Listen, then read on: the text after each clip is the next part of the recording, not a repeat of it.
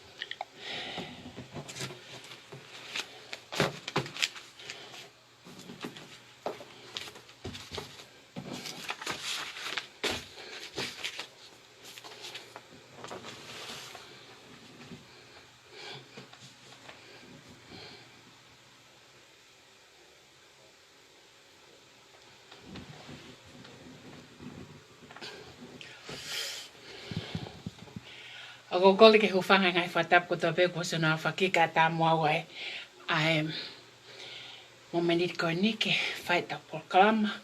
o kuanga maheni I he poto na ko tope I he taimi peheni ko special heart talk ai whakawhelave ki ngai ngawe ko tope ko patoa ki moia ko fetuku ka whakamalo ke ta maewani off mo tahi haa ko tope ko ne whai mai tau mo io tau au sia mai ai mo meniti ko ni pea o ko tae fie tu ko whakamalo ke te ia he ofa tae whiwhiri mana ko ne whai tau au sia mai ai hoa ko ni pa ko whawhita mo whamalo ai ke whina he taki hao mo taki tae mere mo taki tae whiwhiri mana ko ka lawa ke tau au sia mai mo meniti ko ni ko ia o ko kole ke talangata ya te kita pa whai ki tō mama o atu ka tā moau ai mo menit ko ni ke whakahoko tau polo kalama. Ki moa ia o ko fie whamalo ki hea ki nau tolo kota pena nau toko ni mai ke whai polo kalama ko ni pea neongo nai.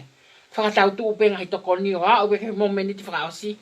ai whenga ke mahino mo mau ai ngahi whika ko o mai ke lawa ke tau wahe katoa ai pea moanga ke tau iloi a hono hanga pure anga o ngawe aki ai ngai sirini ko toa pe ko me ai taua ko ke nau toi ho mai ki nau tolo kore mai ki nau pure faiteria pe ki nau tolo ki ai o ko tui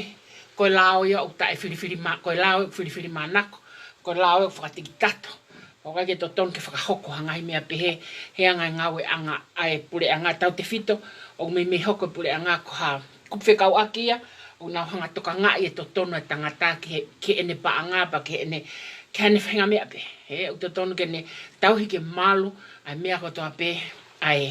a ta whahinga. Pa ko ia ko wha malo ka te motol na mo toko ni mai ke whai polo kalama ko ni o ko kore wha mole he telefoni o ko tui mahalo o kuyai ha something regarding e phone ko ke lava atalere e whai e whakasio ke whai hakumea ha mea ngā ue I he wike kaha o. Ka ko tui e lawa pe o whakahoko a polo kalama I he pōni. Pea ko whamalo ka tik motol na moto kon mai ko whamalo fok mono tauhi ho tau api o iloa ko he patoa kropolo mo tui ko tui na mo hanga whatonga e ririwe tau hingoa na ulawe ke he polo kalama ko osipa ko ia ko whamalo atuai. Ko whamalo at ka tek motol ko tape na mo teu mai whalani whamalo at au pito ka tek motol ko mo toka imai ki whine motua koini ko he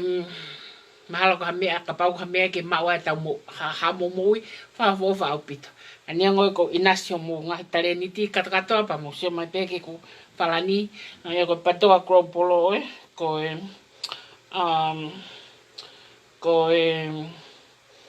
kautoa patoa I kale USA pea ko ai falele iau ko ia ko whamalo at ka tek moto na mo seni mai whalani ko ni whamalo at au pito ka te koe he ngawe wha ofa. Ko ia o ko whamalo ki motol ko tape na mo mai information whekau aki mo polkalama ko ni ko polkalama hau inga whoken ko polkalama ni whekau aki mo retirement fund. Peko paanga koe kau paanga malolo, wahenga malolo kau ngafa puri anga ko tape. Pako loto ke whai polkalama ko he poni ke mahino au pito ke ai to tonu ko e ka ngai fa pulenga ke nau paanga. Pa koe ke to tonu ke whai e pure angaha ngā ue o ngari o me huu ke whakatiki tato, mo huu ke tae mau, mo huu ke ngari tua whakatu maki o whekau aki mo paanga retirement ai kakai.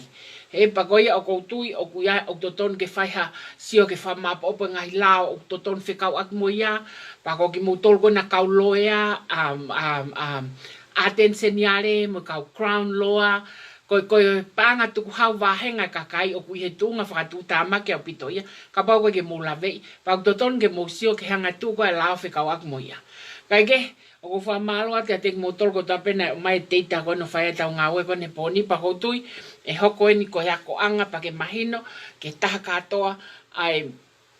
ai uhinga oi paanga koe ni he koutui, o koe mātu ata he whanau i api, o koe he mo whanau ngā ue, ka koe ke mo hanga moto i lo e silin koe ni. Pa o koutui ko polkalama koe poni koe ne te whito ke ne whamama ki mo tol, o whekau aki moia pa te whenga he lea mahino ngofua taha ke lawa ke whamatala, ke mahino ka te ki mo tol he retirement fani, mo ngā ue pure anga koe ni o nau whai ake retirement fani, talu me pacheti wanoa taha walu, wanoa tahiwa, mo wanoa tahiwa, wanoa.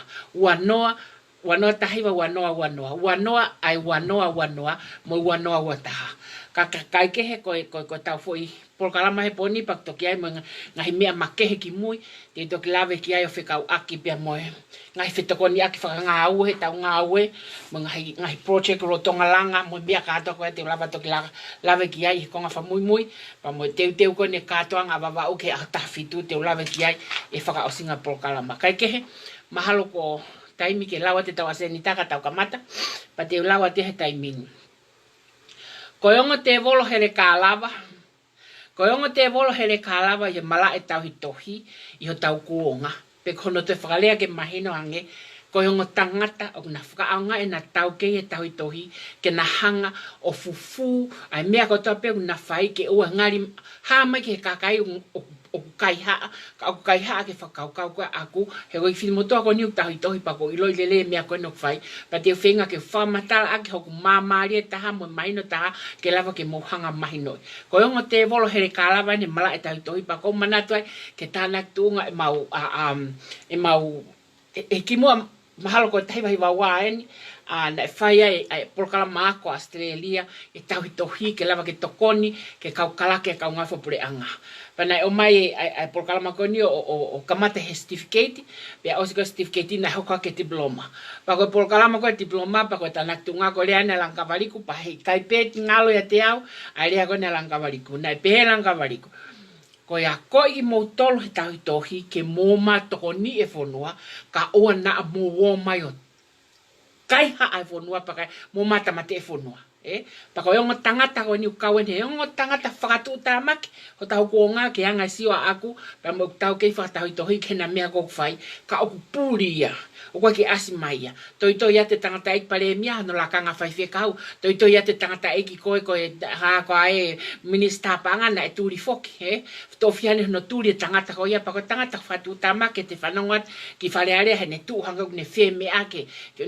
ake ka whafofonga koe kakai malope mo no ke tali ka whafonga kakai ne mea whai. Ka te whamatala ke mahino, ai mea kātoko nu hoko whekau aku mo paanga retirement ni. E ko paanga koe ho paanga kakai. O koe ke hapure ia ke paanga kakai, ka koe kakai.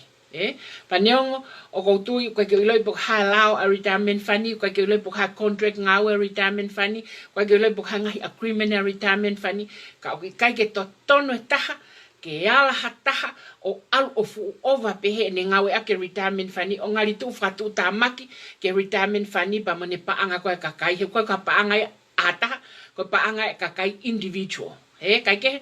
koe anga ia e fo i topiki koe poni koe ongo tangata a whakatu maki he mala e tau hitohi o tau konga pohi watu ane toa pa mo te vitala mau. Ko konga ulaki te tala noa ke retirement funny whakalufua pa mo no uhinga ke lawa ke mahino ke taha katoa. Ko konga ua, ko ha ai bond. Ai koe mea kui koe bond. Ai koe whatau he pureanga ne bond. Mo mea katoa te tānoa. Ke whakaiki ke bond he bond ke lawa ke muhanga mahi noi. Ko konga tolu, ko ha ai no belonged. he oku lava he pule anga koe ni ke na hanga whaka au ngai, ai pa anga ai bond, pa mo ne whehoko taki mo retirement fani, ke na hanga o whai hanga hei, e nau make fani available, peko nau make fani liquidity ke lava ke ngau ake tanuhala. O te mo lava ke mo sio heni, koe pa anga ni oku ngau ake pule anga koe ni, ke whai ake mea koe ni pa anga retirement fani. Aia ko loan pe mo ko no pe ko loan I he konga tolu. Ko konga whārewa, ko hai shares. Ko shares, o whilawe ia, o koe na whikakunga aki mo bond. Ta te lawa ke tāna kai boni, ko inga ke lawa ke mahu, inga maare ka te ki mo tolu, he ulolotonga teu, he patoa kropolo ne trust fund ki December tau fo ai o pau, pai ngai share ai, ke lawa o open, ngai ngawe kotoa e patoa kropolo he next year. I December wafi wanoa. Ko konga ni marewa ko ngahi bond, mo shares, mo loan, pa mo retirement fund. Aia te whenga rewa ke hanga hoko katoa, ai ngahi activity katoa pe whai he kau tangata heongo tangata koe ni, I mala e tahui tohi he whehoko taki anga, ai bond, pe mo retirement fund pa mo loan, e na ngawe ko whai aki koe pa anga ko retirement. Sai pa ko konga no rewa ko mea makehe, aia ko mea makehe te ulawe atea ke katoa anga ko wawau, whakahoka ata whitu, pe mohono hoko te ulawe atua ki apai tatolu, pe mo ene polkalama, pe mo mea makehe taha ko chapter koe a papakula, ai walo saline na moa, pe ko hoko lewa ko polkalama ko o kamata ki hanga e virisoni tawelangi o mai a hono whakaikiki mo mea katoa whikau agi mono akoi a whanau ke malu I nau tolu me hange ha kalate mo kung fu mo mea katoa ko ia o koe kakai lalahi mahalo ai teu ke nau ma teu ke nau huke polisi pako nau huke sotia pa koe ngahi ako katoa ko ia o ku whema o ki ai ha tokoni whapaanga pa ilawa ke talanoa ki ai I he konga whamui ako e polkalama. Sai, koe ki mua ke whai ai talanoa koe ni koe ke retirement ni, pe koe ha retirement ni, O ko whema o ke whai ai talanoa koe ni, pa koe talanoa koe ni, o ko hange nai ko hanga o kompea, ai ngai talanoa koe o taimini mo talanoa koe ni I he taimi ko akirisi, Ko tangata ko akirisi, Nē kai ko tangata na ne whai ha spending whakawale ke ha mea nai kai ke ne sio o aonga ke whai ka hafu spending lahi pehe. Ta wha tātāk pe spoti. Nane e loi pea aonga ai whi mau ke ako e tale ni te whanau mo mea katoa ko ia. Kana e nofo e uho o ene teu tangata I he tangata. Ene teu whonua I he tangata. Nai whi mai a kirisi ke uraki teu I he tangata. Ulaki teu e tangata ke lava ke ne whai e sipoti lelei pa ke ne alo mau maha ola lelei o si koa patoki teu I rewa ai whangafu facilities. Pa kau talanoa ke ni mo tau kei pe talu e tau whai mai polokalama koe ni pe mo whakatoka ngai pe kai ka kou I loi lelei en talu me tei wani talu me ke ngāue mo I loi ai mea koe nu hoko koe whonua. Sai, o ku hoko ngai project la lahi pehe hange ko spoti, hange ko ha mea ki hato hina, hange ko ha mea ki hange ko na koe moko hunu, hange ko ngai ngawe la lahi koe whonua, o ku hoko ngai project la lahi ko ia, ko kai haa angai kau poto, ko mea ia whai ai kai haa koe kau poto. O nau kai haa nau tolia I he o ta whakakau pe taua koe to tong tuku hau, ko nau o maa whai ngawe, ka aku nau kai haa, lahi apito o ke fai ma pe o a umai ke taimini o a umai lere ma o umai ke taimini hange ko tanu hala ko ngahi o kui kai ko hatoki hoko ni ana ko mea ka ta ko ni ka kai fonua talu pe ne lere mai ana me ko nganoa na hange ko hange ko lau ko na tu po fa na ne to fola ke mai ko silini ko pa anga ko ni ma fa miliona ni ma futu miliona o whakahugo I Amerikani ko nere ai ne afiona ne pe aveia ke whakahu ke malu he katuko I tonga e osi pe tanu hala O aia ko whakasainisi e tu pou wha ene I loi, ko ngai project lalahi, o ku kai ai ka kai katoa ko I olunga. Hange ko kau minister, hange ko kau whakafofonga wharearea, hange ko kau CEO, hange ko ki nau tolu ko nau nofo penolo, hange ko whakatato ko ngai kupu whekau aki ko I olunga, ko mea nau kai haai, ko ngai project lalahi ko whanua, pe o ku kaua retirement funny. Ko ia ko fie mau pana sio akilisi o ne hanga I loi a mea katoa ko ia pana hanga akilisi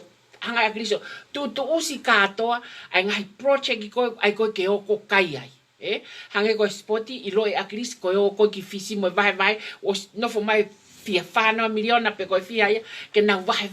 a ke na tolu ko na o ko o mai ko spoti sio pa kume te ngai resisita ia ko ka resisita ne ka ke resisita organization ia ke ne tali ai South Pacific Games sio ko ngai mea ko eni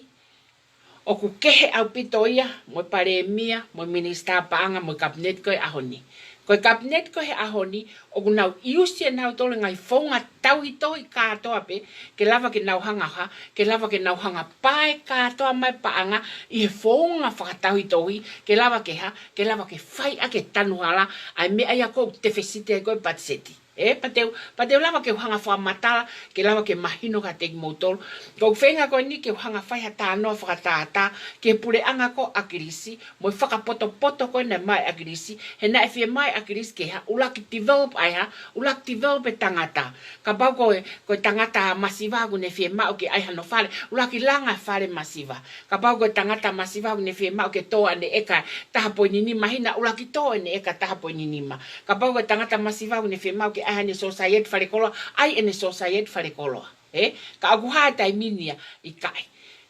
na tafoki ha ke pe tai min ko ha tanuhala he ko tanuhala ko ha o ko ki te momosi foi ki lalo ki o tau fahinga o ha ngata pe I hele volo ko I olunga ngahi kau taha pe ko na wala ke ngai misini mo tanu ala kau minister mo kau CEO mo haifu pe felave mo ya ko na tolu pe ngata foi pa ngata tanuhala ka pa te mo siwa mahalo na fe unga mo pa fe unga la he hala mo kilomita wa fe te au pa fe unga e total budget ko ke a total loss ko ke budget mo pa nga ono no miliona pa fe unga total silini o fai ko ke tanu hala fe unga mo fi tol nga miliona o mo sio ke me ko fuka vale o fuka vale lahi o ku fai e pule anga ko ni o fuka tatau ke pule anga agrisi o ko ke te pe mai e pule anga e ko ni o fuka vale ko foi mea pe mai ko pule anga ko ni fema talo e tu me senturi fia te ke lava ta pare mia tanu hala pua ka ne ko fangaki hala ko ya ko fangaki hala pe ya hala vao mo hala ka ko hala pule anga o ku nau loto ke nau tanu katoa ai hala ko ya mo sio ke mea ko whakavale ka inga whanua. Pe au kui kai ko utalano atu ko ni e whakavale ko ni ko ato e ki whakavale. Ko whakavale ntalo e kutupu ke mamani ko ni o ngau whapureanga tau e tahafitu te ke ula patsetu te vesiti. Ko utoki ilo ye ne au a patsetu te vesiti apule anga ko uhinga ko ya. Ko uhinga ko toko ko vetika. O seang ko yo ko ke ha mea e ave ke ko veti. Ko mea katoa pe ko whai ake tanuhala. Ko fe mau ke mahino ka tek motor ai ngai project la lai ko ngai project ia o ku ikai ko no fai o nai ka lele ka fonua ko lo ia ka kai fonua he ku la yang e paanga o ku kai ha asi I project ko ni I paanga e fai ake ngawe se ko ne matu ko ngai ko ni ne matu ko ngai ko ni ko hai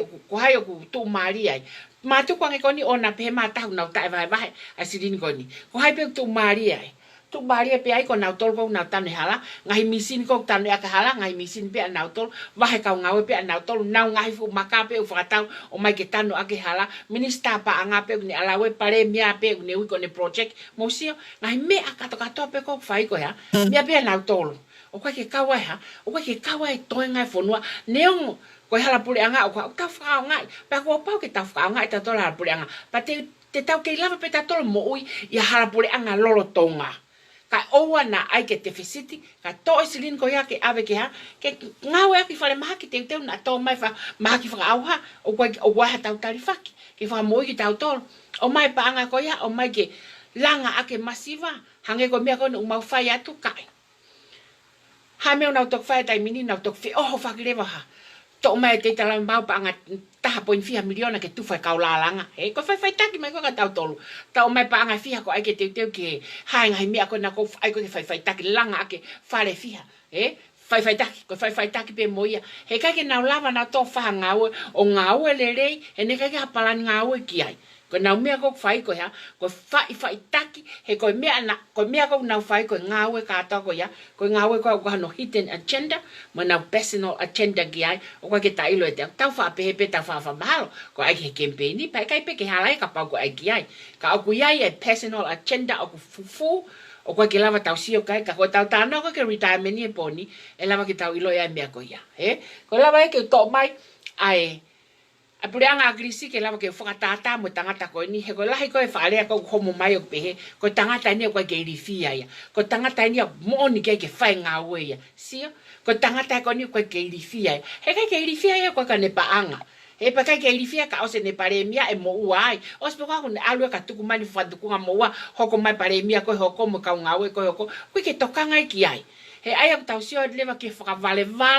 a mentality of mau ha take fonua ke ne whakarere fonua pa ilonga mo ne tae tau ke hoko ko paremia pa ilonga mo mo tae tau ai kakai una whakafofonga i ki tau tolu i kau whakafofonga wharearea pa ka mea ta te tau sio atai make sense he anga koe tau sio koe ke tu mai koe tai mini koe ai wharearea pe moyanga ai kau whakafofonga kakai kaike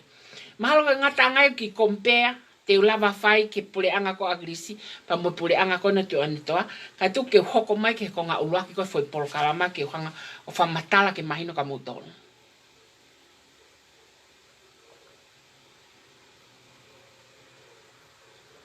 sai retirement fund ko ha retirement fund ka bai ai hono fa hinga fa papalangi he ko retirement ni ko to ko malolo he ai ko te tau ai whakatonga o te malolo me ngawe o te kauki ai. Pa ko retirement fund o ku konga e ua. Ai au kai konga taha ko konga e pule anga. Pe ko kau ngawha pule anga. Pa ko ai lewa konga taha ko konga e kau public enterprises. Pa mo ngahi businessi. Pa mo ngahi siasi. Ai ko nau tolu ko ke kau ke pule anga. Ai au kai foi total retirement fund o ma uia he pule anga. Pa ko ai lewa foi retirement fund. The rest of the retirement fund o ma uia me ngai siasi mo ngai business ki mo ngai public enterprises mo me ka to ko ya ai ko fa ta hai ka to pa anga I tu ha wa nga o I retirement fund o fe unga ya mo pa anga te au fitu taha miliona o wai fo kilu mo me ki lalo ka ko te au fitu taha miliona sai ko te au fitu taha miliona ko ya o ku ya e pesetia e waono ko silinia ko silinia ai pure anga pesete wao no ai ko silinia ai retirement ko ai pure anga pe o fe unga ya mo pa anga o fe unga ya mo pa anga fitu hiva miliona fe unga foi pa anga ka to ko ai retirement fund ko ai pure anga mo pa anga fitu hiva miliona sai ko retirement ni tau pehe ke kamata ngawe ko a uluaki he ngawe a uluaki he ngawe pa ko ko ngawe ke ngawe hawi ke taha pa ko ngawe he wi ke taha ko ya ku toton ko ai ka tau pehe ka pa ke panga nima ka ke ngawe a ho nima ko ato vahe a ko ka ko toton ke panga wanima ka ko ke panga wanima ato vahe a ko ka te ko fe unga peho vahe a ko he wi ke taha ko ya mo pa anga pe taha valu ai o puri ho paanga ko fitu sai ko paanga fitu ko ya o vahe ke ngai me ke mahalo to ha tax o tu hau ai ko ke claim ko every financial year ka o ku ia e ko ngai ho foi vahenga o ku to oia ko silinia o ave ki retirement fund pe ko paanga malolo ia ai o ta whakakau ka pau ko pule anga o ku pule anga katoa o nau toko tau pehe o nau toko ni mafe Ai tau pehe ka tau pehe ko paanga retirement ni o ku to me to taha ngawe ko to ape to ni mafe ai tau pehe ka pau to paanga ai ko wike ko to ape ai tau pehe ka pau to paanga hongo fulu I he wike ko to ape ko retirement ni ai to taha ai ka pau to ni mafe ai hongo fulu ko ni mamano I he wike wike taha ni mamano paanga ko ia ta liunga ake ni mamano ai fa ko foi mahina taha te ke maua fiha te ke maua wakilu pa ke liunga ake wakilu ai paanga ko ai mahina ko taha te ke maua fiha te ke maua paanga ua miliona pe ko wakilu te ke maua ai paanga ua miliona wakilu te ke maua paanga ua miliona I he tau taha Musio anga ke paanga o kuto'o I he vahe ai toko taha katoa pe o tuku ke account retirement ni tari ai tau pehe ka pau paanga ni mahe wiki ho ki retirement ni ko ho mahina pe taha ku ke paanga wanoa ko tau pe taha ke paanga wang ya whanoa ai ka pau ke lele ngā ue ha tau tol noa te ke riunga ake ai tol noa ai wang ya whanoa ko retirement ni ia Mosia ke tātāna ki ai paanga ko ia o tuku I he retirement funny. Ko hono uhinga retirement funny, ko ki konga ko ho vahe o ku to'o, ko uhinga ko ha, ko teu ke taimi te ke retire, te ke malolo, ai ka pau ke ngawe o se tae whanoa, o se tae tonua, ko ne osi ko ia ke entitled ke paanga ko ke paanga retirement ni, ke entitled le ke retirement funny, ke retirement ko ia pak toa le paanga ko ia, o at ka koe, okay, aule moe ki api ko silinia a koe. O kuiae ai Amerikani o kui ko 401k anga retirement ni pa kuiae ngai category ke o kulava whaua te retirement funny. Ko te retirement funny te lava no me ai. Ko te retirement funny ulava malu ia ke te no. Retirement funny o kulava ke ai me ha te whangaki me au te whie mau toho me ha te whoita o e ua. Pai ak ha te me alele. A retirement funny Amerikani. Fefea tongana ko ke lava fai aka me ape ko inga ku ha o si be ha no nga he pure anga ho mo retirement funny o ku totono o ko ke ila po fe committee nga o fa pure anga pe ko ha ka timi ko PSA ha na nga ko fai o ko ke ila po ko ha e na nga o e ka kai ki hono to ka nga ko mo retirement he ko fu te tawa o ke konga ko ki mui a lahi ko paanga o ku ngawe aki ko I he retirement funny e pure anga ko ni talu me wafta hiva wafe wanoa. Ko ku loto ke hanga whakamahino at ka tek motol ko to ape ai paanga retirement ni pa mo talu ene kamata retirement funny o a umai ke taimin. Aya ko paanga retirement ai pure anga retirement funny ai pure anga katoa o fe unga mo paanga fituhiva miliona. Ko katoa for retirement ni whakataha public enterprises ngai siasi mo ngahi ngawe for business katoa I tonga whataha I katoa o whiunga ia mo paanga te au whitaha miliona. Mo siwanga ke fu paanga retirement fane whanua. Na mo whanongo ke whaalawa akiris whekau aku mo ia pa mo ngahi paanga retirement fani pa mo ngahi mea na whakahoko panke whakalaka whekau aku mo ia. Aya ko retirement fani ana unofa po no foi ko ti havea ko leimon tau fu iko hai fo ka ngawe ko ya ko retirement fania pa ko hai oksea I he retirement fania taimini ko te vita la mau ko sea I he retirement fani pot ko a retirement fani I he taimi ko pure anga krisi ko pohiva to netoa pa ke siwange ke ngai fu tu ka to ko na fai ko taimini mahino le na ilo ilere a retirement fani a very viable a retirement fani ke ne fani aki na ngai me ka to ko ko whakahoko pa whakatu tama ki ka te tok tano ke mui ka ko fe mau ke oatu ke mohanga mahinoi mahu inga I marie a retirement fund pe ko ha retirement fund ko ki senitia o ku to o mo vahe he wike o tatanaki ke aho te ke malolo ai pe fwaka leva ka ko ni ha hanga pule nga o yaki ke ngai me akeke o kawa tanuhala pa ko tui o ku yae lao ki ai pa o hala ke na fai pe pule nga ke panga retirement ni o ka ke toton ke na wala ke ta e kawa ta te mo kawa te mo iloi ai mea ka to pe fai ako mo paanga tu ko ka pau ko halawe ko fa we ke na fai te ni pe na tole he ala ke paanga retirement ni I don't know about that te get of research ki ai because ha tu allow ke retirement ni ka ko retirement ni o ku tapu ke na wala o fai retire o ngala ke panga retirement ni ka o waleva ko ya halao ko ni hanga whakamawhai ki nau tonu ke nau hanga o wala ke sin ko ia. Kai ke,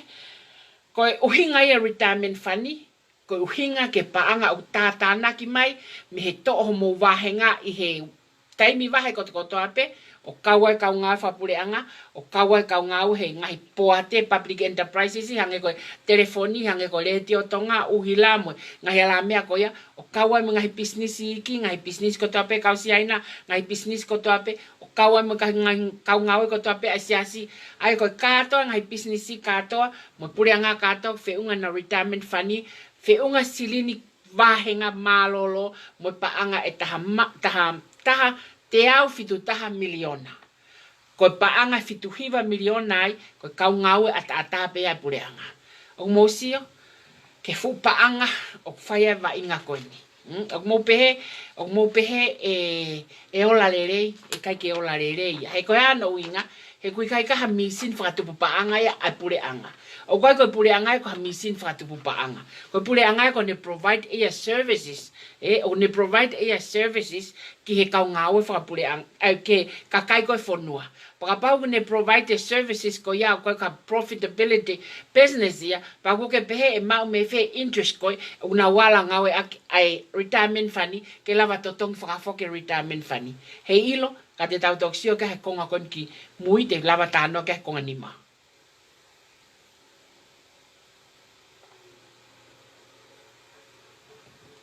Sai, ko konga wa ko bond. Ai, ko konga ulaki. Ko konga wa ko bond. Sai. Ko bond.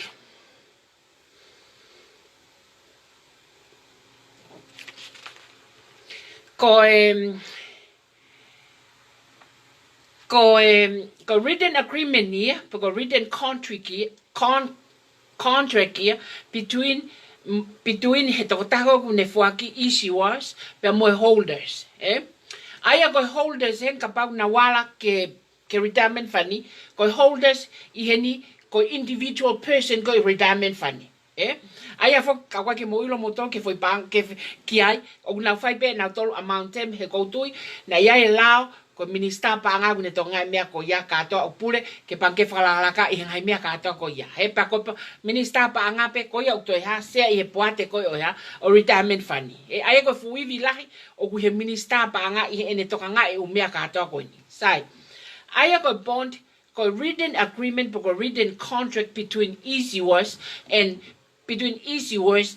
holders. Aia ko issuers ko pule anga ia. Aya ko holders leva ko retirement fund board ia. Sai. Ko ngai bond ka do ko ia, aya o hanga he pule anga ulava ke hanga pule anga make it as an investment. O ulava pule anga make it as a term deposit. O ulava pule anga make it as an investment or loan. E lava pule anga ngawe ake bond, silini ko he bond, ko ha ihengai mea ihengai whaunga ke. Sai. Ko ne ngawe ake ko ia ihengai whaunga ke katoa ko ia. At the end of the day, pe ko taimi ko mature ai foi bond ko ia ke pay holders, pe ko pay retirement funny, ko pau ke pay whakataha mone commission. Whakataha mo interest i he silini ai holders o mai oha o mai o ngawe aki he easy wash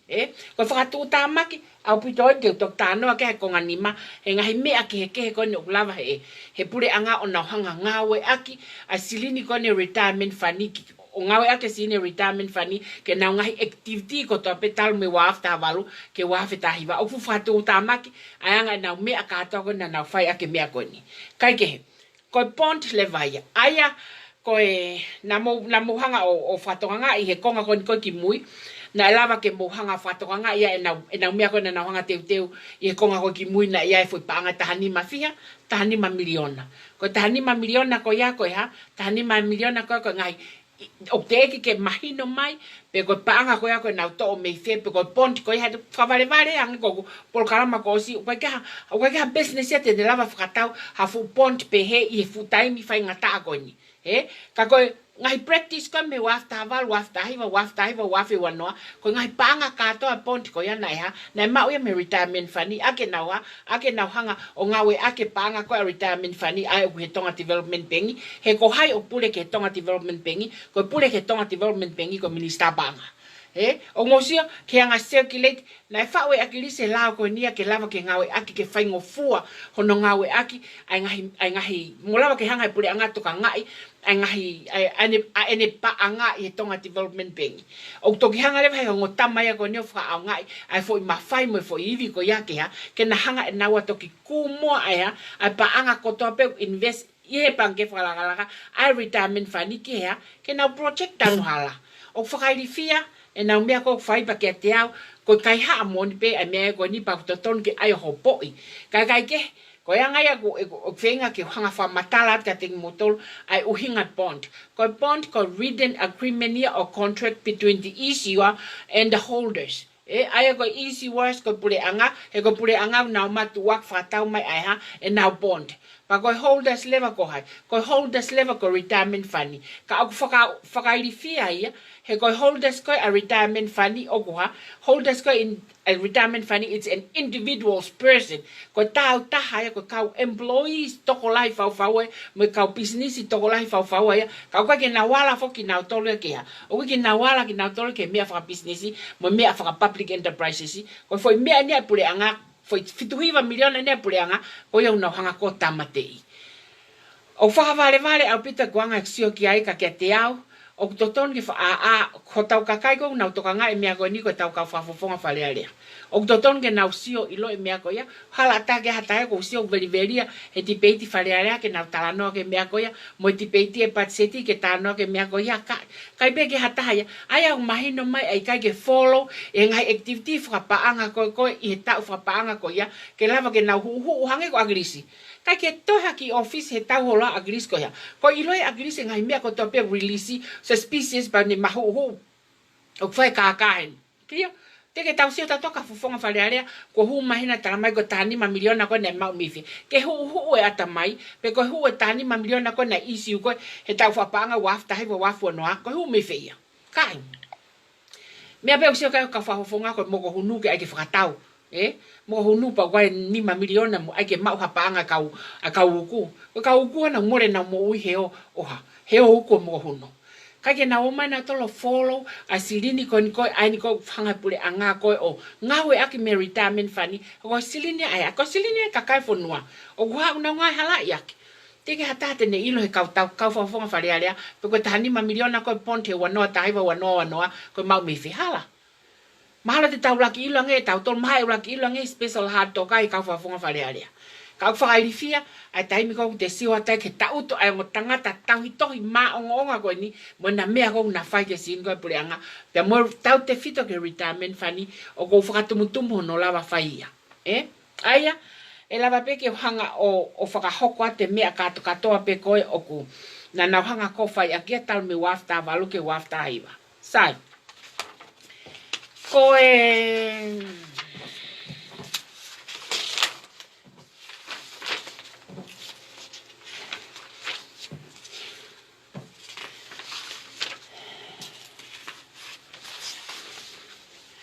que sio que ficar na fa ka oi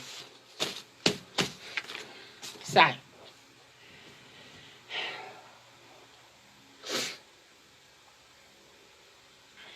ko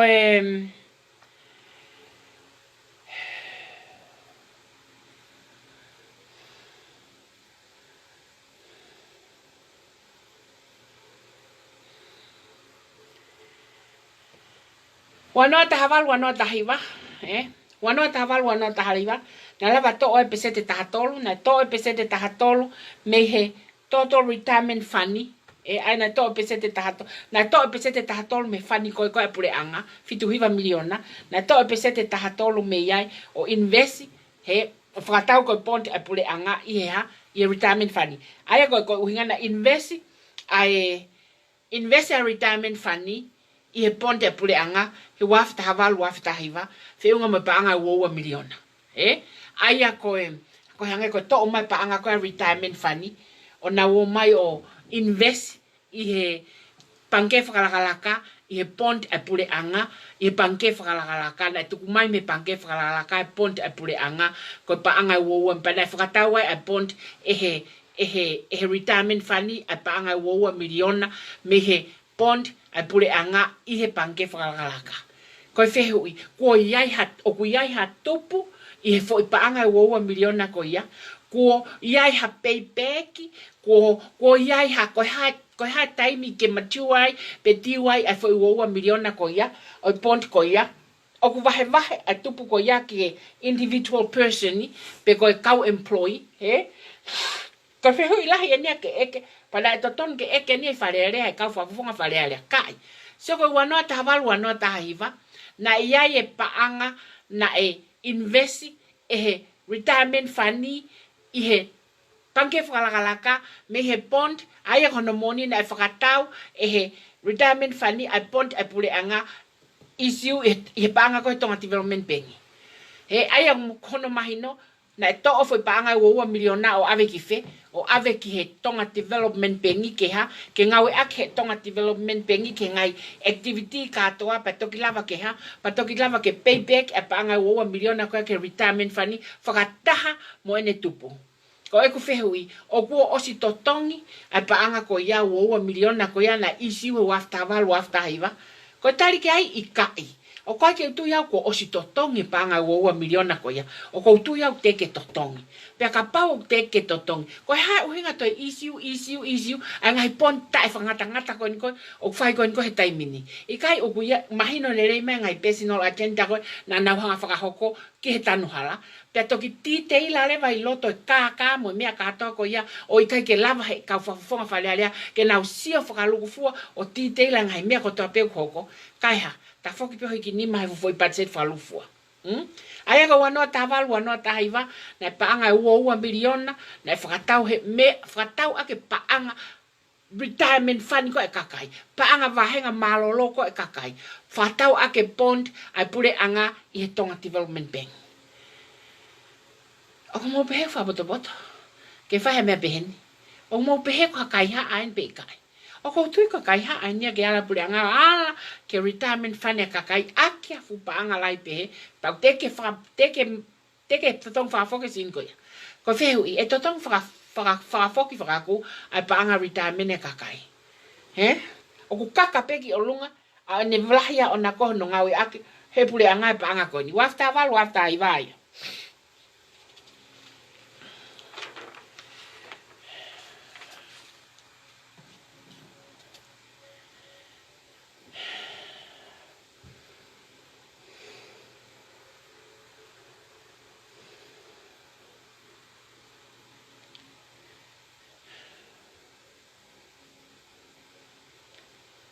Toi wafta wal wafta haiva pe toi hanga he ko tai mena po hiva to neto o mo sio ke fatu tamak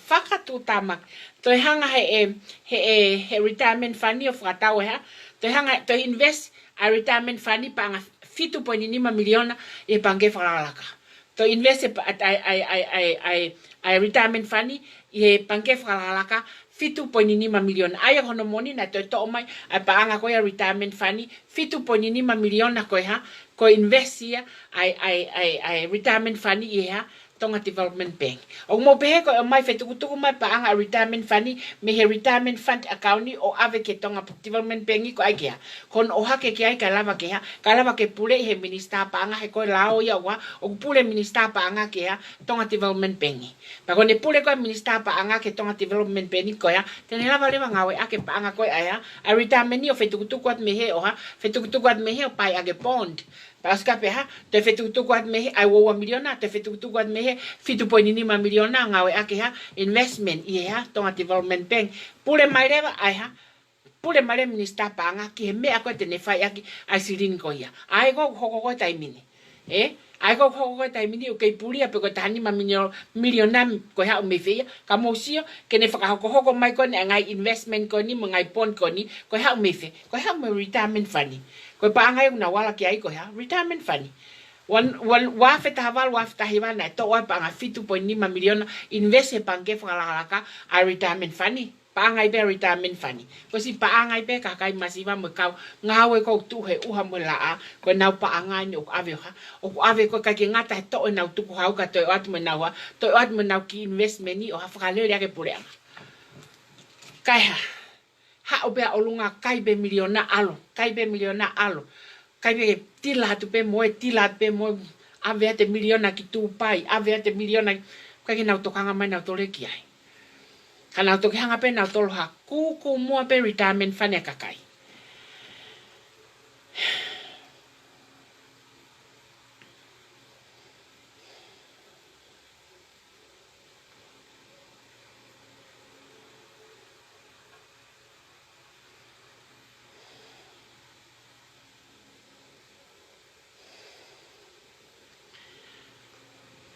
o mo sio ke ngai fatu ta maki ko ta pe koko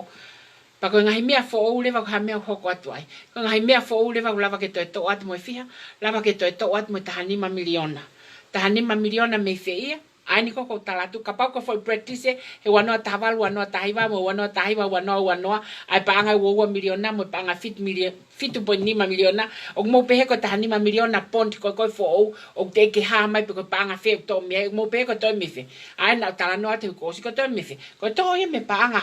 retirement fund e kwa ke te ha silinia pa ka ke ha business te na va fatau ha pont lai pe he tahani ma miliona ikai ko to at pe me retirement fund ikai ko transfer me retirement fund o ave ki tonga development bank ko hinga ke lava available fund e tonga development bank ke no ai ka kai ko te ke fa ko ke ha ke tanu hala ai lavu fo hanuku pe mo hai mo sai mo yau ai ko me ai ngota ma fai ko ya ko me ko na ngawe ako na ma fai mo minister mo pale me ke na hanga make it available pe ko na hanga liquefy I guess in heni I tonga development bank he ko nawa o pule ki ai ko make the fund available he tonga development bank ka lava ke alwa te no ko ka tanu hala una currency ko he pule anga o available fani he tonga development bank o mo sio ka fahinga kakai una ngawe aka fahinga fonga tama te pehe ke kakai pa sio ki pa to atleva tahani ma miliona pa to mai leva mo paanga ko wo miliona tana ki ko paanga tol fitu miliona o mo pehe e te lava e pule anga to tong fa fok a paanga ko ya kala mai ka te io bega ke te ha ka te lava to tong fa fok ka fe leva tol fit miliona ko hai te ne to tongi e mate hai to tangata fe mo to tangata fe mahalo e aluha ke rotate ko pa anga wat ka taimi ko bang rap ko ka ilo mo tol fit miliona ko ke te lava ilo pe ko feia ko fu tol fit miliona ko no he pure anga me he pa anga retirement fund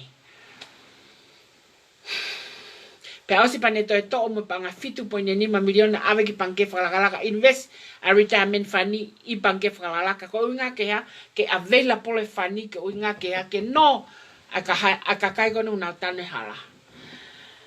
kapau e pe mai hata ka te au na poto te tata ka ko ki fasisere ko ya o ko ke hata poto de ne fa ngawe pe ka poto ne fa ngawe ka pe mo ngawe fatamulu pe ko poto ya ko ne ngawe ake ya ngai me ko gui ko criminal mind da tau to pe mo la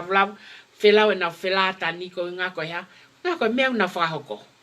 ya vai nga lo pe poli pa nga ko ai pule anga te ngoi ki tau te tā vai hana whai programa ko ni ngai mea ka ta ko na whakahoko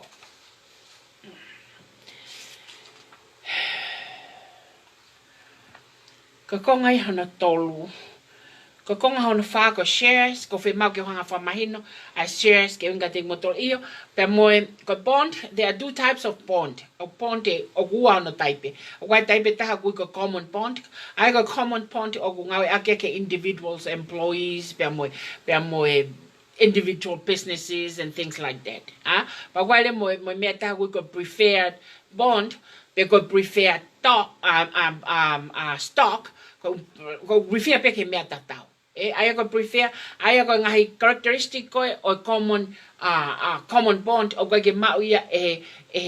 preferred ai ko prefer o me ngawe ake ke properties me ngawe ake ke equity and Pia mo debt, mga mo ua, but there are two type of bond. So, kwa kio ilo pe ko fed type of bond, o ngawe ake kau tamake whakahuai, a ngahi mea kat kata kone o ngawe aki, a retirement funny. Sio kau ngawe whapure anga, ko mo kwa kina wala na toke mea fa business mo mea ko siasi ko foi panga ne fituhiva miliona ko ai ka ngai fa pule anga ko ni ako na hanga pa fa lu me ai ko wo miliona ne fa he wan wafta valwa no taiva pa ko ni to ai riva mo pa anga e tahani ma miliona i he wano taiva wano ai ne pa i ko pa anga pa i fa ta hape ai tahawa miliona pa i fa ta mo to issue o ha a bond. Pea pate tau kumu ke tau iloi peko hau ni whakatau e ponte o talat ka teng moutol ko to e panga ko ni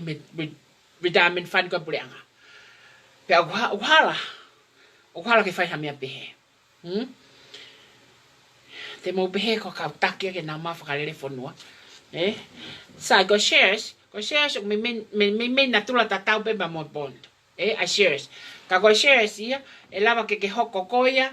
o kokoia ai owner, you are the shareholders kokoia ai owner ke mea katoa. So ko pau ke ai ho shares o me minga ake share ko capital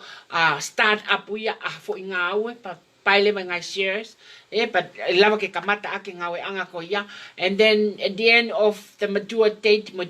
ko ai fo share ko ia lava leva ke totong fa fo maga tek motol ai tupu I he ave ho mo panga ta pe ka pau ave ho panga ta milion o ngawe ake he panke whakalaka ke ne programa no ka kai fefine pa mo wale pau ko o se ta we wa ko ma we tupu ko fia e whakafoki mai ka atoa tupu ko ia o shares, ai ko vahe ia ko dividend, hono vahe ko ka teki motolu, he mea mahino ngofua ni whamatala te mea ko ni ka teki motolu, kwa hano ngai whonga whakatahoitohi ka hono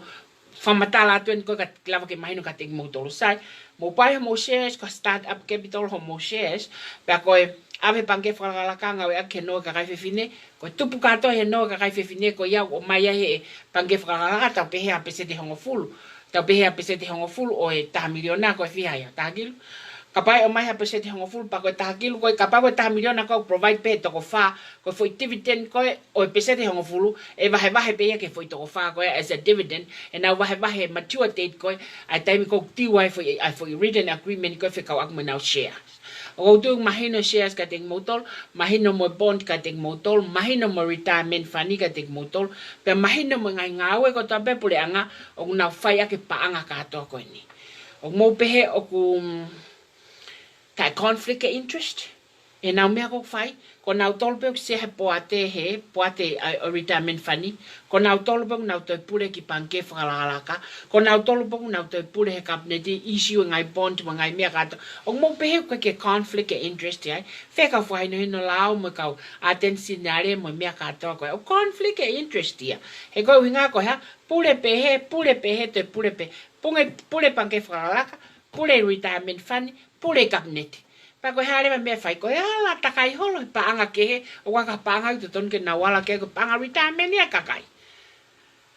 Pa ko fi i ka pa ko ha tupu I na ave pa anga ko anga aki. Ko ha vai ka pa anga ko ya. Vai kai. Vai fa fe. He o mahino ko fitu miliona ko it's only part of takau ngawe o to mi ai. Kai vai ka to ke kau ngawe kat kato. O ke lo pe fi kai fe e anga ko na distribute the shares. I don't know. Ka koe mea nko mahino ka tek tau tolko e taimini, wanoa tahawal, wanoa tahiwan ai ha, na isi wai ai ha, na isi wai ai bond, e he pure anga ko pohiwa tone toa, me he ha, me he ngawe ake pang, he retirement fani kene whakatau, ai bond ko ia.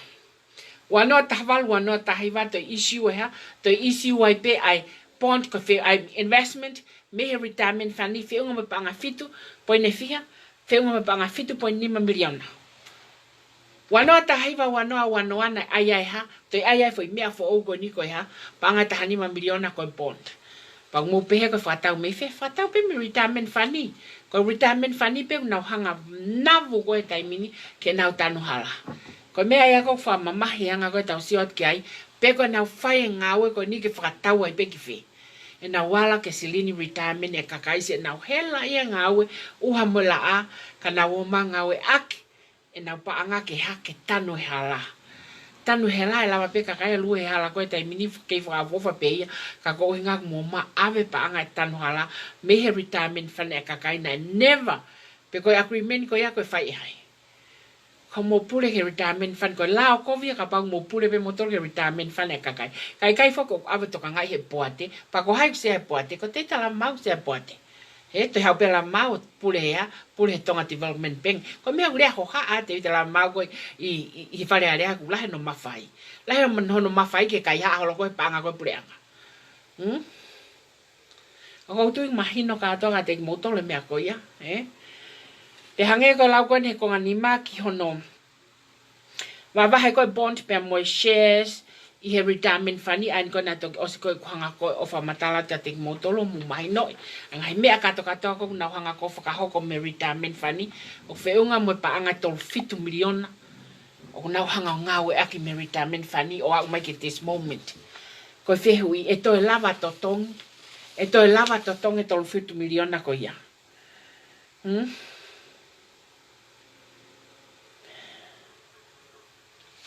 E lava totong si panga kakai. I don't think so. E to lava totong. Pai fe le vai. Tangi kakai kahai. Te lau ka retire mai kakai koe ka panga i totong ka retirement fani o si amuhanga motonga o yaki. Aia ko konga ni mana lava ke was whamatala te ka tek motor pa ko tuik mahino ka toa ka tek motor retirement fani. Ki Polkalama retirement fund it's very small kana fe mau ke mahino lele ka tek motor retirement fund mo nga hime pure anga na fa ya ka mo silini retirement fund ko ke toton pe ak toton ke mo ke ka fa fonga fa le ke na wo fa ya nga we ki ai he ko hinga kwa e o hinga kai ha o na kai ha a me retirement fund he ko en sio ke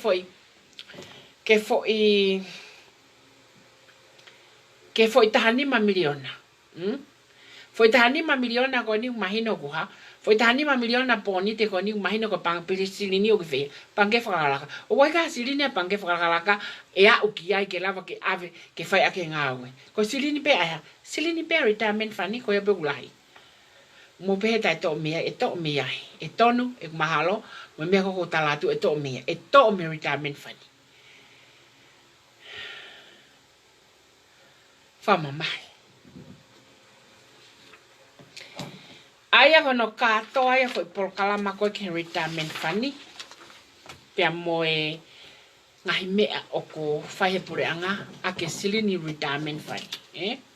ta hoko mai ke mea make aya ko mea make he ko ko ngao no ia ko ngao no fe kau ake mo Polkalama vavau pa kui e hingoe ko Polkalama vavau kui e na Polkalama ko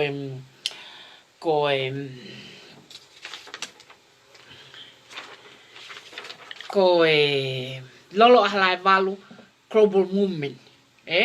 ko lolo ahalai valu global movement fa ofa mo ngwa fa malot ka fa fonga valeria seri motom fa saya fa malot he fa hingwa ta Polkalama ko lolo ahalai valu global movement ko fa malot tuai ko Polkalama a vavau o fa hoko ye a ta fitu o fa hoko ye a ta fitu kon ko o mahinani aya ko Polkalama ko ya whakahoko ia I he wike kaha u. I he ahawhalai te wike kaha u. O ku whakahoko e Polkalama ko ni awawau ki he ke nau te langa e nau whare. Pea ko e nau langa whare. Pa ko langa whare wawau o ku nau takifitu. Foi whare fitu a tom wha. Foi whare fitu a seri. Foi whare fitu a saia. Pea o ko whamaloat ka te motol wawau. Ka inga wawau. Como taimien como taimien ke mo langa vava ke kuia ha ka tangata lele au pito o kulava ke na tu mai ke whakahoko ai ngawe ko eni pa ko ngawe ko ni e kamata peia he ata fitu e na Polkalama na tolo ai a glota vava ke ui e na komiti pa ko na komiti ko a komiti panga vava o kuia asnate to akalau ko hoaia o whafofonga whalealea na nominated me Amerikani ko seri to akalau ke wahenga tahao no. O kuia I rewa pia moe tahine ko hainite McLean, ko hainite ko tahaia, a kau etmini a patoa Kropolo, ka kune nofo ia I wawao. o kuia lewa pe mo hiriau kaufusi, o kuia lewa pe mo lusi fanua. Ko kau komiti pa anga ia, ai wahe fonua vavau, e lolo halai walu global movement. Ko nau komiti mitia lewa, ko nau komiti mitia live ko FP, o kuia ia kauhenga fuskata, pea o kuiai pea mo alai puke utoi kamano, o kuiai pea mo fili memo tari wakaola, o kuiai lewa pea mo siao si paongo. O ki nau tolu ia e nau kau live FP, Facebooka, te nau whakahoko ai ngahi, e nau ngahi mea whakamiti ahe aho whalaite. Ko ia ko aho whalaite ni aho taha fitu pa o ko tala monu atu, ke lolo ahlai walu mo teu ngā ue lahi whakauria koe ni, pa kou tui vela lolo ahlai walu he aho taha fitu, hono kamata e polo kalama koe ni, pea oku loto ai ongo whakafofonga o ai whakafofonga koe ni a wawau tahanima, tom whapaya, pa mo wawau tahano, ke na kamata pe naua hono whani ai ulak fo i whale hona wahenga. Ka neongoia, o loto vela pepe a mo kau wawau ia patoa kropolo, mo patoa kropolo ka atoa pe, ai democracy movement ni, ke whai e polo kalama koe ni, ihe patoa kropolo, ke lava ke tau ngā ue whakataha ki ai. Sai, o kuiai lewa e lolotonga koe ni, ai teu e polo kalamana, e tohi mai lewa ka te au, ai toko taha koe ni ke whakahoko atia ka te koe e kauhenga fuskata, e kauhenga fuskata ki ne iafu wawao. Pea koe o atueni me he whamiri koe ni koe lolo ahlai walu krobolo i Amerikani, aia o atu whakatahaia me he api ko tangitangi mo maha akeri, pa pehe ke ho tere pua tau kanawe, o atu whakataha akia pa angai wafe, ke whakaawa ake ho mautohi panke a pongi. Pa koe silini ko ia e tā ia te a pongi, ke a te koe kauhenga fusikata, ke whakaawa ake ho mautohi panke, ke kamata ake ho mau ngāwe. Kou tui o ku vela osi, ai kau wawau koe he ni, ke koe ke nau kei whatatari na tō ke kamata ngāwe a wawau, ka nau kamata mo ki nau tolu. Koia kou tala monu atu seri mo tō mwha saia, ke ngahi ngāwe ko tō peo, teu ke whakahoko koe wawau na, ka hange koe lau koe wakana ko ata, ke whakaheka mai tau toko naki, kai kei whaatatari a San Francisco, ke whakatau e kape wawau. Pea moe tahana, iai mo toko tahana, whitu utaki mai ka te au, seri mo tō mwha, o koe marketi nusila, o kumau ke kape. So, ka pau ko ha kape o ku osi ready ia ke whao, o ku whia mau e toko taha koe ni ke whakatau e kape wawau, ke ange ke ki marketi ko ni ko i nusila. Mahalo koe whakaosia o koe mea ia whikau aki pia moe fo i polo kalama koe ni a wawau ke a tahaiwa, pa koe konseti koe ni mo polo kalama koe ni e whakahoko ia i patoa kropolo he a taha fitu. Aia ko a whalaite u kahau, pia ki a koe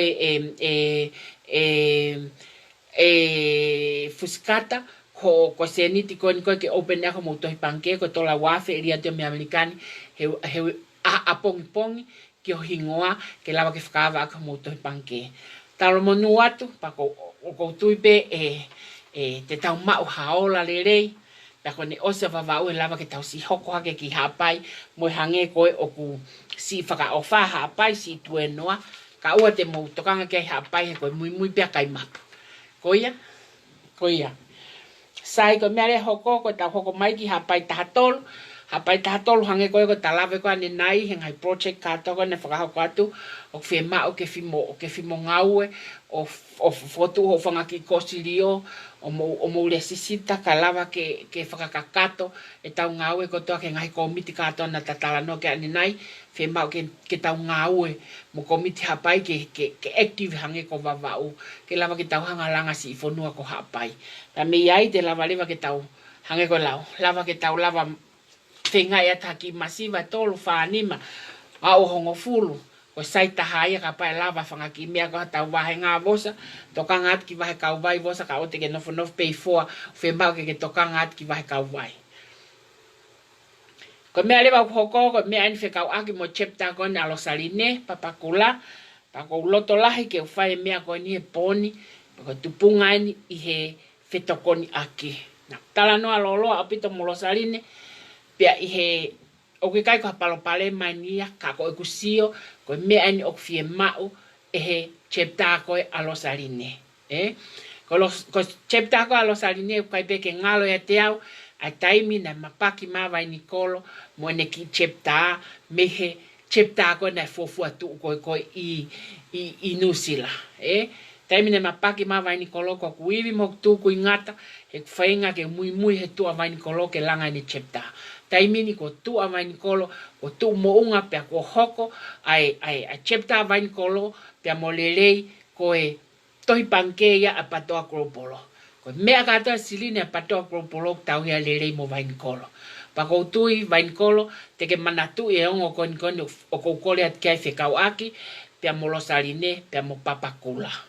sene ko tua sene ko tua sene ko tua a Queensilani ko tua San Francisco ko tu a LA ko tu ngai vai fona Seattle ko tu a Texas pa ko ai pe ngai individual kakai te na lava na tolo fai e mea ka to koni pa te taki mu awi ai ko kole ka tek mo tol ko tape te mo malava fai ni pe hange ko sene mo Queensilani no sila a vai Nikolo pe mo San Francisco ni te tok vai whanga chepta ko heni ai o ai San Jose o kai pe tau ngai fatongia tau tolwen o kai pe fatongia langa fare ia heni pa kai pe ngai fatongia ke mea keke ka ko fatongia eni o fie mau ke tau hanga pupuhi ai ki chepta alosaline ke tu o ki fine motoa ko ni o ko mate o feina e au he o mahaki ka kuha o lele mui holo he ngā we whenga ke turi ko si manioke na ni alo whakatau ko si manioke kehe ka oang he manioke ko ya tola hango fulu he tangai ko toa pe ko me aya si ene chepta mana kuma o hane ki panga toluafe po hane ki panga faafe mau teke oso no tānaki Mosio ke fine motua mahaki ko ni se ne whenga he pupuhi ene ngā we tohi makateau ha mea e ala tokoni mai ai ke ngawe e ka ke lava losaline tokoni he taimini he uke ia fusi mo omo ia pa ke whenga ke fe ke langa ene tafa aki pe au ki ai pe mo ka hoka tau ia losaline within pe papakula ko ia o ko kore ata ka tek mo tolu katoa ko osi tuu o ku fie mau ke tau taki tolu ngeau ai tola o ave ki a losaline ki papakula pa te kamata ea tolungeau ko ia teuria te tolungeau ko ia losaline harmonite mea teau o speko ni losaline ko hu ke kau pa fa ko ko apatoa kropolo o fe kau ke tak tolungeau ka to atu ke mau a ho paanga tahamano losaline mau ho paanga tahamano ko losaline ko os mau o container manio ke tangai ni mangeau ke whakatau mei tonga feunga mo paanga wanima tonga a tangai manio ke ko ia o sirini katoa koe aveatu ka te koe losaline te ke whakatau aki ho manioke. O mai ho tangai manioke whakatau hena, whiunga mo paangai ono noa, ko paangai ono noa ani mangeau ko tol mano e losaline. Ko tui, ko e ala ko ni mahe tol mano ga losaline, ko ke lava fataki ho chepta, pa te ke tuu, o mo tuua, pe mo vai Nikolo me Nusilana, hono hake ake e tau ngawe. Ko ia ko kore atai sene, Queensilani, a Nusila vai Nikolo mo mea, ko moutolu katoa koe he ni, hange ko kautama koe he ni, tau tokoni ke reise fane a losaline, ke lava o tokoni, ke ni ki chepta, he ulotonga whaingata ia si whenga, ha se niti ke kamata ni chepta. Pa koe ki whewhine ko niok mahaki, si ano loto pe ko hawhai ake ngawe. Ko ia o koutui, ko silini katoa na losaline, ke osi katoa pe within he 2 weeks, koe ka hoko mai, ka whaka osi ke ahotol taha ko siulai, ai paanga a losaline, sene, Queensilani, mo tokoni ki papakula, kumo ostu ki mo toluia. San Francisco ni, Contra Costa, San Jose, Palo Alto, Cropolo, patoa Cropolo, mo tokoni ki papakula. O ange ha working capital aya papakula ke tu. Iko ne tu a papakula e lava ke mai papakula mo kakai, whakaului mai ke tau ngawe ko nok fai, ya ke oange ke hoko atu si ngawe aso losaline. Losaline, ko ofat ka te ko container manioke was mau, mo tangata fama ko ke whakatau me pa ko manioke ko ni ko manioke me utul me fe ko ane matahau, pa ko kanorelei au pito manioke ko ni aya o ko panga wanima ke tangai. Aia e lava wha o mai o tanga e walungeau ni manoa, ka nau talange, ke ai whakasi isi i pe, ke tangai pe ni mangeau whi unga pe moho iwi. Ko ia ko e, me aia whi kau ak mo losarine, pako ne ospeko ni losarine ne ongo teo por kalama wawau, teo kei whai pe moau hono uki, hono tānake o seniti, ke tokoni at ka te koe, ko working capital ke whai ak whakahoka ko ngā ue. Ai ko silini katoa ko ia e avea ka rerei, pako ne mau koe mea rerei pa transfer rewai ke akau na losarine, he uko siai pe akau ni a papakula ku os whakaava, ke whakahoko ake nau ngā ue. Ko ia o ko ofat ka koe losarine me ngā ue malohi me hena malo au pito, ai whaifatongia pe ua e foi, he koe atu ngai ku pau pe ke hoka tau ki tau tolu. Koe pe taimia ku tau toi mofi mo tau tolu ia, pau kau pe he whakarerei atamai mo whakarerei loto, e tau hanga tari tu hono, hoka tau i tau tolu pau ai pe mo tau ki fuhu. Nkai ke tau maa oni oni ai pe koe ka kau sangato tau tolu hange koe lau koe a agrisi. Ko mea rewa no hoko koe ki kulupu koe ni koe o tau vitio mai a soni tau e langi. Koe whanau hako tupu ne whanua o ku lava no teu ke lava ke nau malu ki nau tolo e ako kalate mo e ako kumfu mo e ako ngahi mea katoa ko ia ke lava ke malu ki nau tolo ngai wheitu ko toa pegu nau aluai. Pa lava ke hoko te whahinga mahalo ke nau hoko koe polisi mo hoko koe sootia o ku whiema o ke whai e tokoni ki ai. Pea koe fufua tokoni e whai atu he patoa gropolo a ke paanga e tahawhe tonga. E ria te sin koea a moni te soni. Ka ia tahe te mutol whe tokoni ke whanau koe ni. E lava ke muri hanga tonu mea koe ia ke a soni. Pea mea soni ke nau komiti. Pea toki lava ke whama opo opo. Ka koe silini koe ia ka taki koe sin katoa koe avea ka ana ki ofisi. Ke ana kori. Pea mea ana ke toki fuaki ia ki he komiti koe ni. I he tokoni ke whanau. Mo nau polokalama koe teu ke whakahoko. Ka pau wahataha e lava o ea hawhainga maari ke tokoni ki ai. Tokoni, pia kia soni, o toton ke hulu mau peho kau activity, mo kau whamaisino ke lava ke sio ke kakai, pia lava ke naiaha tokoni. Ko ia o koutui o makei whai mo saloni hono whama opo mea katoa whekau aki mo patoa kropolo mo yanga e ngai visone ke kahau, pretty soon, o koutalatu e lere, e ngau e ko ni pa kai te lava taha ta ofi. O kou ofat ka teki motol kau whafufunga fo ou o koutui, o mou takitaha e ngahi pala i mai a piki mei ai, pa koutui mou piki ke mao. E koe lahi koe e te piki hange kou te ngaluluange mai aia. Ngaluluange mai aia. Ka koe ia kou ofat ka teki motol mo por kalama poni koutui, o mou hanga o understand e retirement funny, pa mo mea e pure anga ne whai ake retirement funny, ulotonga mo ua pure anga ke retirement funny, whiunga mo pa anga 12 miliona. Mo sio ange ki ai, o whātu tā maki, kai ke, koe mea ia mo tolu individual ke lava ke muhanga whakakau, muhanga eke ngai contract ki, ngai agreement ni, koe hai contract agreement ni ke retirement funny, o toton ke ala ke minister pa anga ko mo retirement funny, o toton ke pure anga ko mo retirement funny, koe ke utu iau toton ke na wala ki ai, kai ke, koe ngai la mo tutun ke lava ke mo toksio at ki ai, pa koutui ko nenga tangaita por kalama ke poni te tau toe hoko atu ai pe i he tona kahau moha mea e lava ke sio kia e fufi e mau ke tau talanoa kia i he ke kahau te lava ke tok whakahoko atu pe he kahau ka ko tau por kalama ke poni ko ofat ka tek motor and good night everyone.